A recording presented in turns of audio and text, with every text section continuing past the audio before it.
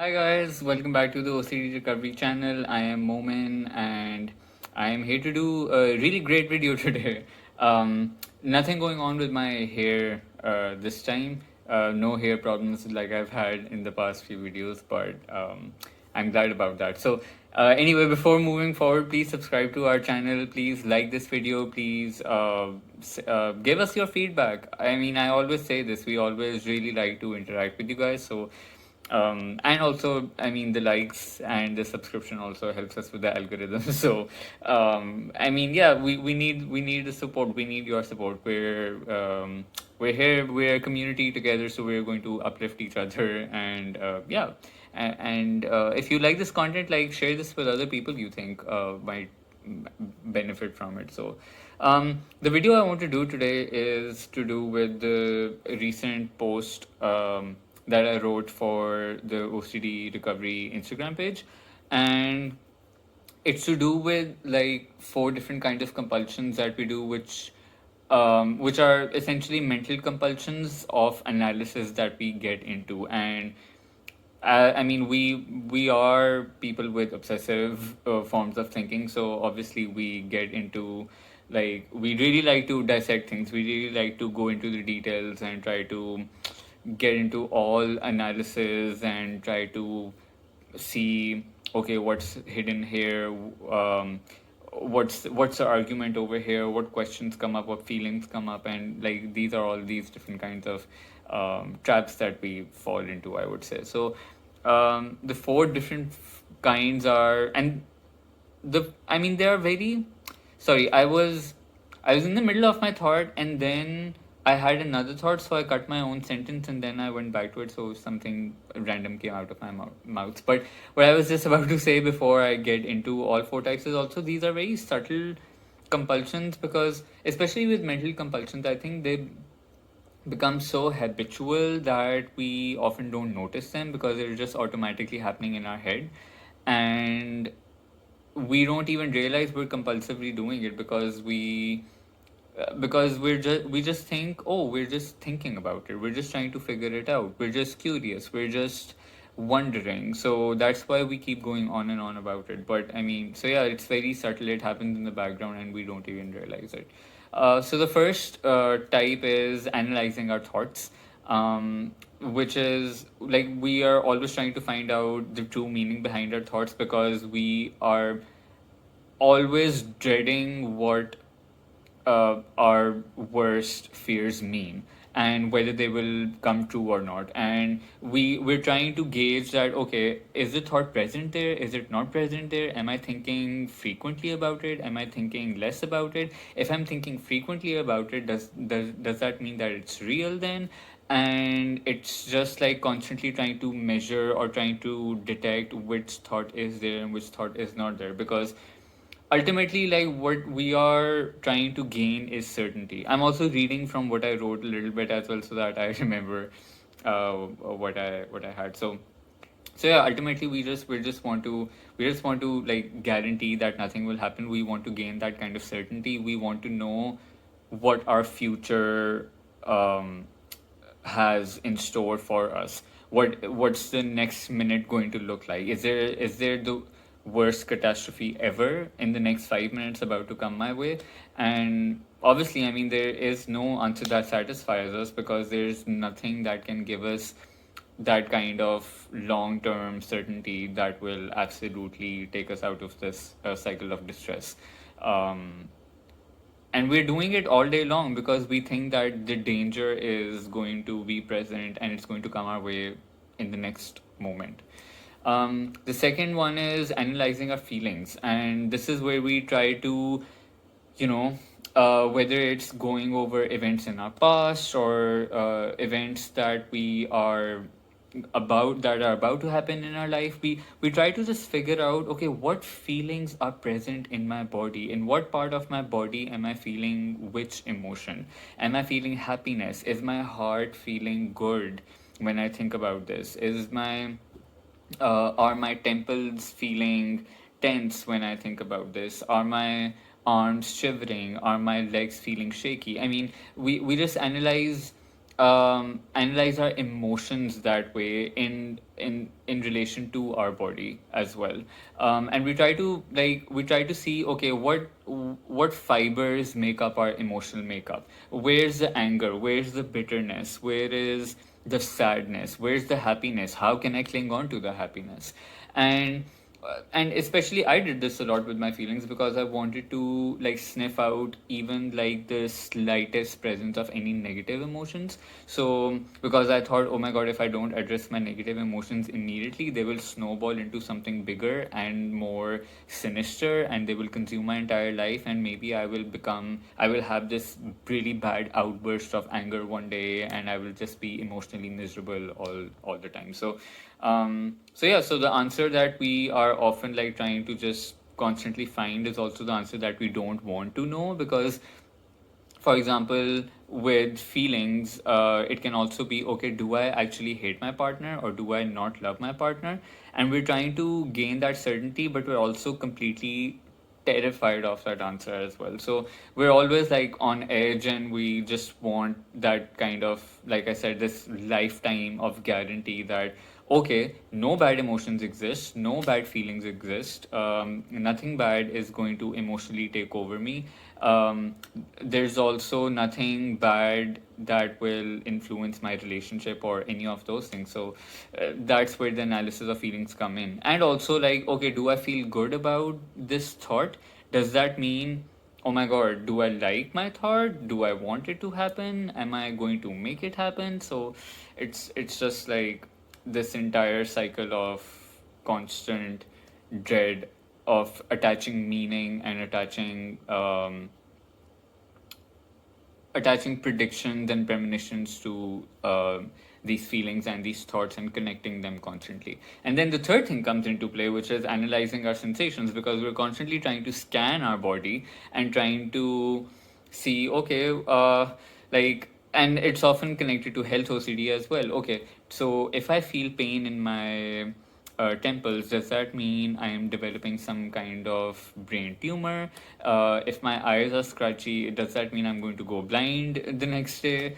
Or someone in in the WhatsApp group was talking about like checking their teeth very frequently. So these sensations in our body are often trying to, like, the analysis of these sensations often comes from a place of trying to detect any illness or disease in our body. And we want to, and one of the biggest compulsions that I think often goes unnoticed is googling, because it's right there in our hand because of our phones. Like, we can access like it anytime, all day long. So with this is something specifically that people go on Google immediately for, that, okay, if my back is hurting, does that mean that my spine is cracked or something? And people will Google it and see the worst possible things ever, that, and people like on the internet just saying the worst possible things and describing the worst possible problems, and that never goes down well, because because we are compulsively trying to search for that answer. So the more, and that does not count as, in this case it won't count as exposure because we're doing it compulsively. So the more we do it, the more our anxiety is fueled, and the worse the worse our brain feels, and it just does not feel great at all. We might be even going to doctors very frequently and getting checkups, so that to make sure that nothing wrong is going on in our body. And another extension of analyzing sensations is intrusive urges as well, specifically with harm OCD and POCD. These are extremely common, where people feel, or even HOCD, where people feel intrusive urges and they think that, oh my god, what if I do something that I don't want to do, and they're just trying to attach meaning to it again, trying to figure out what it means for them as a person or their personality. They think that maybe they're not who they are anymore. They feel this absolute like heightened fear that, oh my god, my body is out of my control now. I will not be able to have control over my body. I did a really good video, I mean, if I may say so myself, I did a really good video on fear of losing control on this channel as well, so search that up. I think that goes really great hand in hand with like analyzing sensations, thoughts and feelings. um And the last form of analysis, I mean, we can do all many more forms of this as well, but the one that I want to touch on this video is analyzing people's reactions. And this is also something I did quite a lot, to be honest, because we might be talking to someone and we might like very sneakily, very subtly bring up a topic and try to see what the other person's reaction is to that. So for example, if we have a fear that we have maybe cheated on our partner and we don't know about it, if you have, for example, false memory OCD, you might be talking to a friend and be like, oh, you know what? I saw that celebrity like cheated on his partner. So, I mean, what do you think of that? Oh my God, that's such a story. And then you will see that, okay, what are their thoughts on cheating? And through that, you will try to think that, okay, so if they knew that I maybe cheated 5 years ago, maybe perhaps on my partner when I had a few drinks, or I don't know, I don't remember it very well. So, what this is what they will think of me. So that's why we try to sneakily bring it up in conversation, trying to see what their reaction is, or um, even if it's not something like that, it can also be that you, for example, in your relationship, I mean, our OCD issues and problems are the things that are coming to my mind the most right now. So those are the examples I'm giving. So, for example, with your partner, if you are having a lack of exciting feelings, so you might you might bring that topic up and be like, oh, I read on Instagram that if you don't feel excitement for your partner, then that means that the relationship might be dwindling. What do you think about that? And so they might say that, oh, if you haven't felt any excitement with your partner for 2 months, I feel like it's time to move on. And then you'll think, oh my God, then that means that I have to go home and break up with my partner, because that means that uh, I'm doomed, because I haven't felt any excitement with my partner for 5 months at this point, and I feel emotionally numb. So my friend's answer and my gives me indication of what I need to do.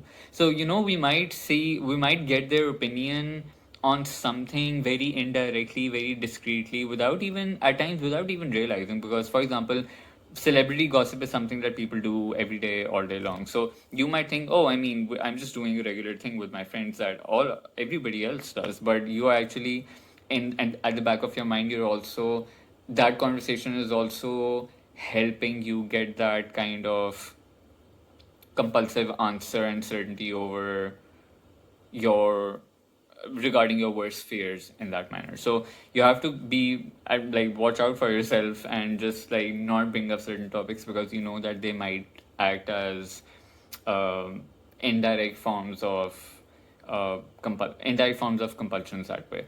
And we might even like try to gain reassurance, because, for example, if you bring up the topic of cheating and your friend says that, oh, I mean, if someone cheats once, I mean, I can forgive them, I can be okay with them. So indirectly you are getting that reassurance that, oh, if they find out that you have cheated on your partner once, then they might be okay with it. So they'll be okay with it, they'll not leave you, they won't judge you. And then you might use their reaction as like a, in research, we use sample size to represent larger society. So you use this sample size to represent like what other people in society might think as well. Okay, so if two of my friends think that cheating is not like, and one time cheating is not a deal breaker, then maybe there are other people in society who are also relatively more okay with it as well. So, I mean, maybe I'm not in that bad of a position. But obviously, I mean, these kind these forms of reassurance and compulsive answer seeking is also, and analysis basically is, it's going to give you short-term relief. I mean, compulsions, reassurance seeking, confessing, all these things give you short-term relief. They don't let you off the hook, you know forever. So yeah, so these are the four forms of analysis that I want to touch upon. But also, like, all mental compulsions, even like rumination, and obviously this this overlaps with rumination in that sense as well, because we do ruminate about, okay, what was my friend's reaction, what were my thoughts when I was around my loved ones, what were my feelings when I was you know, having intimate having an intimate moment with my partner. So all these are like part of like rumination as well. So I mean, obviously it overlaps. It's not like rumination is completely something else and this is completely something else, because I'm pointing that out because with OCD we try to figure out, okay, what is what definition fits what's the difference between this and this, am I experiencing this or am I experiencing this. So I mean, it gets muddled up and you try to figure out like very exactly with categories, like you've tried to figure out the definitions and meanings behind things. But I mean, this is all like one big web as well.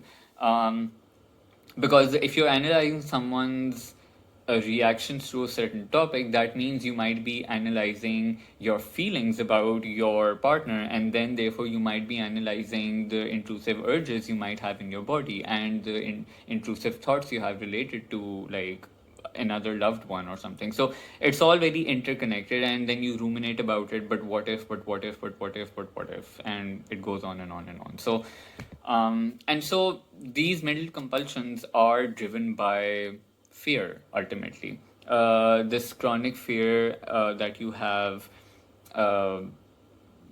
Regarding your worst case scenario, that if this happens, that means it's the end of the world. I mean, that means that my life is over.